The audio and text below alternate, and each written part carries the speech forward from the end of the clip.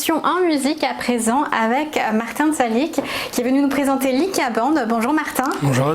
Donc Linka Band, c'est donc une entreprise qui met en relation l'offre et la demande en matière de groupes de musique. Alors justement, racontez-nous l'histoire de Linka Band. C'est quoi à l'origine? C'est une histoire de passionnés? Ouais, tout à fait. On est trois associés du coup à l'origine de Linka Band. On a tous les trois fait de la musique quand on était plus jeunes au lycée.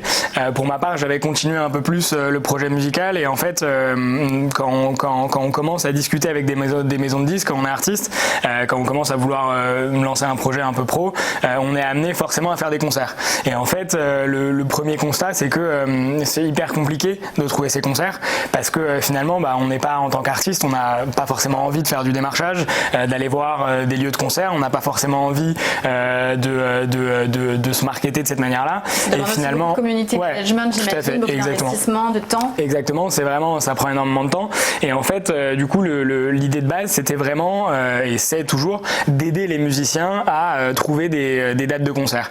Et en fait, en se lançant sur cette mission-là, on s'est rendu compte qu'il y avait un véritable marché sur, en fait, des acteurs de l'événementiel, des centres commerciaux, des hôtels, des particuliers sur des mariages, etc., qui recherchent des musiciens ou des DJ pour animer leurs événements. Et finalement, ce marché-là, que nous on estime à 1 milliard d'euros, il est énorme et il est complètement fragmenté aujourd'hui. C'est-à-dire qu'entre l'offre et la demande, il n'y a aucun moyen de matcher les deux actuellement. Il n'y avait pas du tout d'acteurs avant que vous arriviez? Alors en fait, il y a des acteurs traditionnels, notamment on va parler des bookers qui vont placer des artistes qui sont signés plutôt dans des salles, etc.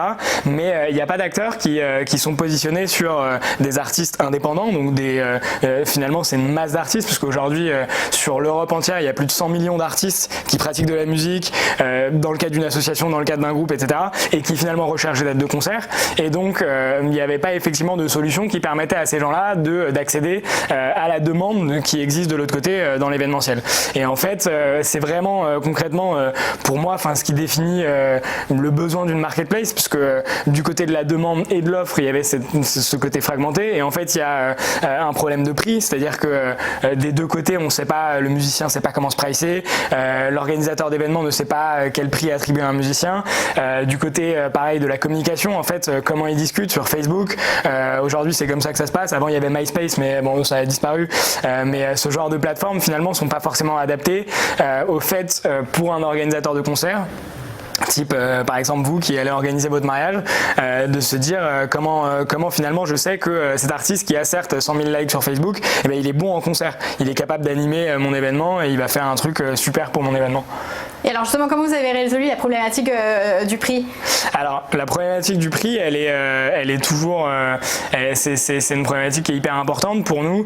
En fait, il y a vraiment il y a un panel qui est relativement large, mais finalement c'est justement nous, notre positionnement qui permet d'être expert là-dessus. C'est-à-dire que nous, un client, il va venir chez nous pour organiser un événement parce que notamment, il a aucune idée de comment pricer un musicien, et c'est nous qui allons lui dire, voilà, tu as tel type de recherche, nous, ce qu'on pense correspond à ton budget, c'est ça. Et effectivement, après, le prix, il va varier en fonction de critères qui sont le nombre de musiciens qu'on va avoir dans un groupe, mais il y a effectivement donc des critères qui sont complètement concrets, comme le nombre de musiciens, le nombre d'heures que le groupe va jouer, mais après effectivement il y a des critères qui sortent un peu de ça, comme la notoriété d'un groupe. Exactement, et on a des groupes qui commencent à avoir une certaine notoriété, qui sont pas forcément signés sur des maisons de disques et qui vont effectivement forcément se pricer un peu plus cher parce que d'une part ils ont un certain public, ils ont des propositions ailleurs, c'est l'offre et la demande, quoi.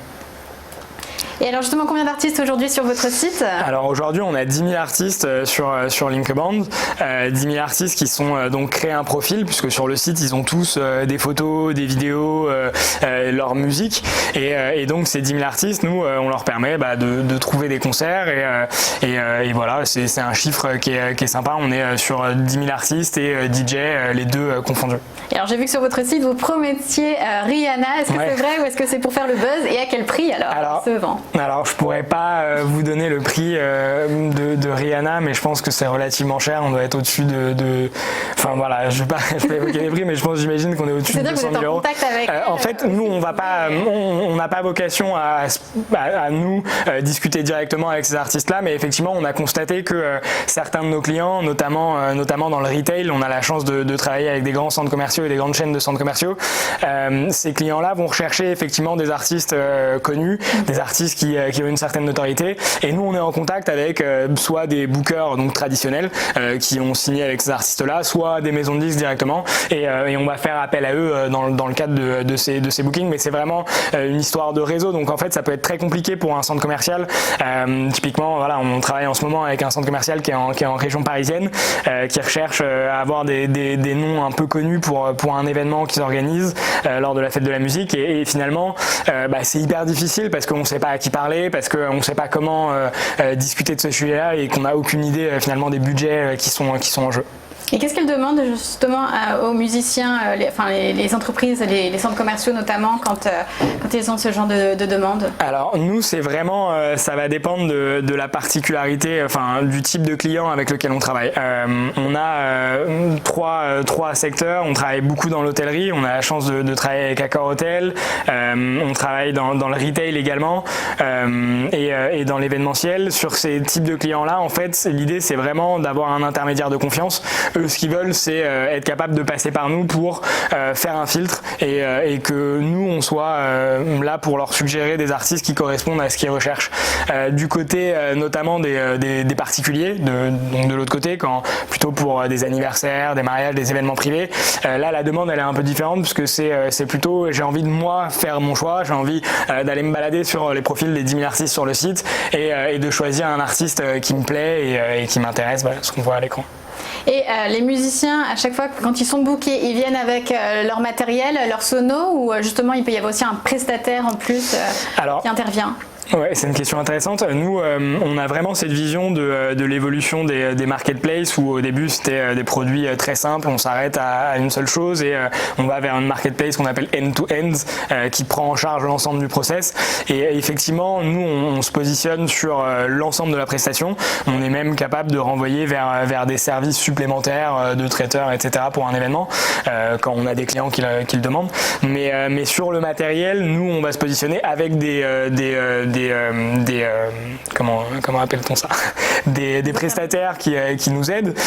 On travaille avec des prestataires et du coup justement pour nos clients, l'avantage qu'on a de ce côté-là, c'est que de la même manière un peu que sur les artistes, on a une connaissance du marché et nous on a des tarifs préférentiels quand on discute avec ces prestataires. Donc je pense que c'est intéressant pour un client de passer par nous et de toute façon ils ont des devis et derrière ils peuvent savoir si c'est le bon prestataire ou pas. Et donc vous, de toute façon, vous regroupez tout pour que ce soit un seul contact. Ouais, tout à fait. C'est un des points, notamment sur les entreprises, sur le côté B2B de notre business. Les entreprises, elles ont vraiment envie d'avoir un seul point de facture, un seul point de contact, et elles ont envie que ça aille vite et qu'il n'y ait pas forcément eux à avoir de contact avec les artistes. Et c'est nous qui assurons ce contact et c'est nous qui gérons cette relation. Et justement, vous avez cité plusieurs grands comptes, plusieurs grandes entreprises avec lesquelles vous coopérez. Est-ce que ça a été facile de créer un lien avec ces entreprises? Alors, pour commencer, nous, on s'est lancé du coup il y a 2 ans, donc en janvier 2017, on est tout jeune, et on a été repéré par Accor Hotel au bout de 6 mois après notre lancement. En fait, Accor Hotel lançait un challenge qui était dans le cadre de Vivatech et qui était aidez-nous en fait à mobiliser les gens qui habitent autour d'un hôtel pour qu'ils viennent fréquenter l'hôtel. En fait, les hôtels ont aujourd'hui une vraie problématique sur le fait qu'ils ont des espaces de restauration, des espaces de bar qui sont utilisés par les clients de l'hôtel, mais finalement qui pourraient être utilisés également par les gens de l'extérieur. Et les gens de l'extérieur, en fait, adorent aller dans les hôtels. C'est quand même un endroit qui est en général relativement sympa, où il y a de l'espace, où il y a c'est des endroits agréables. Et du coup, l'objectif, c'était vraiment d'aider ces hôtels à dynamiser ces lieux. Et donc, faites de l'événementiel. Nous, c'est la réponse, effectivement. Et du coup, nous, notre réponse à ça, c'était faites de l'événementiel, faites venir des artistes pour qu'il y ait de l'activité, pour que vous puissiez communiquer sur ces lieux. Et donc, c'est dans ce cadre-là qu'on a commencé à discuter avec Accor Hotel. Ça prend du temps de discuter avec des groupes comme le groupe Accor maintenant. Mais surtout si vous étiez jeune, tout jeune. Ouais, tout à fait. Donc nous, ça a aussi nécessité des ajustements de notre côté, mais quand on est tout jeune et qu'on a 6 mois d'existence, on est relativement souple et on est capable de se plier à la demande d'un client. Et Et voilà, aujourd'hui on teste des choses sur différentes marques du groupe Accor. Mais je pense que la clé des grands comptes, c'est vraiment de passer du temps à discuter, à réseauter avec des personnes, et ça prend énormément de temps. Les temps de signature sont très longs, mais ça peut être très intéressant. Alors comment vous voyez les choses dans les années à venir? Quels sont les projets que vous avez en cours? Ouais, alors nous, un de nos vrais enjeux, c'est justement que vous soyez capable de venir sur la plateforme et d'avoir de manière instantanée des propositions d'artistes. C'est-à-dire que l'idée, c'est que dans le futur, sur le créneau sur lequel on est, le booking instantané, si on peut appeler ça comme ça, soit la norme. C'est l'idée que voilà, vous allez directement demander en fonction de ce que vous avez comme budget, etc., pour un professionnel ou un particulier, et que vous allez avoir automatiquement des suggestions qui correspondent à ce que vous recherchez. Et des suggestions en musique? Ouais, exactement, tout à fait. Et l'idée, c'est que ce matching, on peut appeler ça comme ça, il est relativement lié à la technologie, et c'est comme sur Tinder, l'idée c'est de matcher la bonne personne avec en fait une demande de devis, avec en face un artiste qui lui correspond parfaitement, pour qu'il n'y ait pas de friction et que directement les deux s'entendent et se mettent d'accord et signent pour un concert. Donc ça demande beaucoup d'investissement. Ouais, c'est beaucoup de travail. Nous, on est une équipe relativement, on va dire dev en fait, avec mes deux associés, Philippe et Stéphane, qui sont tous les deux, qui ont fait des études d'ingé. Donc on s'est connus au lycée. C'est dans ce cadre-là qu'on faisait de la musique. Après, on a eu des parcours complètement différents, parce que moi, je suis parti plus vers une formation d'une école de commerce, et après, j'ai travaillé dans le conseil, alors que mes deux associés sont partis vers une école d'ingénieur. Et effectivement, on développe la plateforme nous-mêmes, donc c'est une force, mais ça prend forcément du temps. Après, on est maître de tout ce qu'on fait, que ce soit du côté design ou du côté des fonctionnalités, et on fait toujours très très attention à ce que toutes les fonctionnalités qu'on développe correspondent finalement à ce que nos clients recherchent. Bon, c'est vraiment une histoire de passionné. Alors, merci beaucoup à Martin Zarki.